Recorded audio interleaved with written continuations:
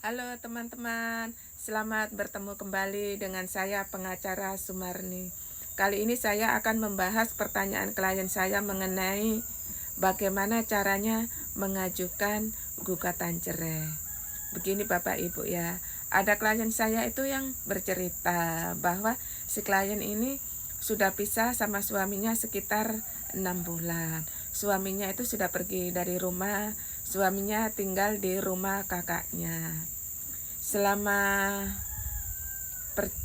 pernikahan, si suami istri itu memperoleh 1 orang anak laki-laki yang sekarang umurnya 2 tahun. Jadi si anak ini tetap ikut si ibunya.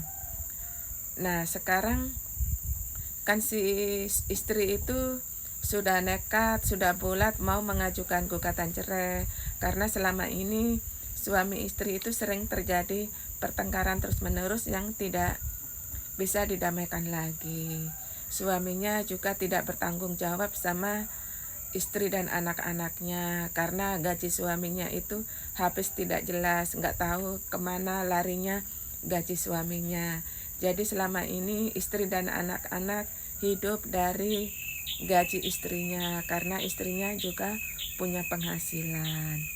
Cuman si istri itu bingung ya karena nggak tahu gimana sih proses mengajukan gugatan cerai.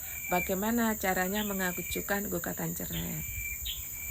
Begini Bapak Ibu ya, untuk mengajukan gugatan cerai pertama Bapak Ibu harus mengumpulkan berkasnya ya. Bapak Ibu harus disiapkan berkasnya yaitu buku nikah, KTP, KK, dan akta kelahiran anak jika ada anak. Setelah selesai berkasnya dikumpulkan, kemudian Bapak Ibu membuat gugatan cerai.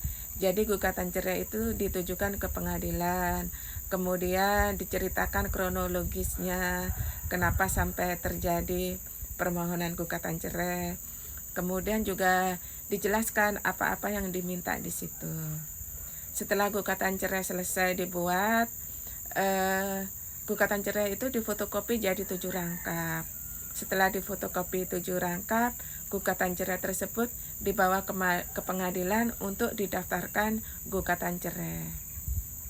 Pengadilannya itu untuk muslim, gugatan cerainya itu ke pengadilan agama disesuai domisili hukumnya.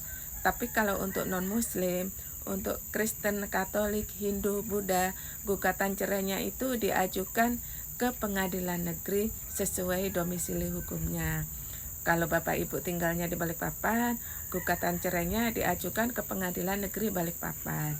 Jika Bapak Ibu tinggalnya di Jakarta Selatan, gugatan cerainya didaftarkan di pengadilan negeri Jakarta Selatan. Jadi sesuai domisili hukumnya. Setelah gugatan cerai didaftarkan, nanti Bapak Ibu disuruh membayar biaya pendaftaran gugatan. Bapak Ibu membayar dulu ya gugatan cerainya. Setelah Bapak Ibu membayar biaya gugatan cerai, maka pengadilan akan memberikan register ya. Maksudnya gugatan cerainya itu sudah terdaftar di pengadilan. Setelah itu sekitar 1 minggu pengadilan akan mengirim surat pemberitahuan atau surat panggilan sidang ke pengadilan. Di situ dijelaskan Bapak Ibu diharap datang ke sidang di pengadilan ini, tanggal ini, hari apa, jam berapa, di situ disebutkan. Nanti Bapak Ibu datang ke pengadilan untuk sidang sesuai dengan jadwal yang sudah ditentukan oleh pengadilan. Setelah itu persidangan akan berjalan ya.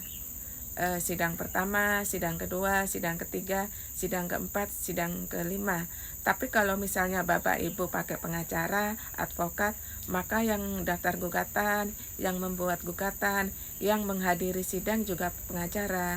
Bapak Ibu tidak perlu pergi ke pengadilan menghadiri sidang-sidang. Karena persidangan dan pendaftaran gugatan dilakukan oleh pengacara. Kemudian Bapak Ibu juga perlu 2 orang saksi yang mengetahui kondisi rumah tangga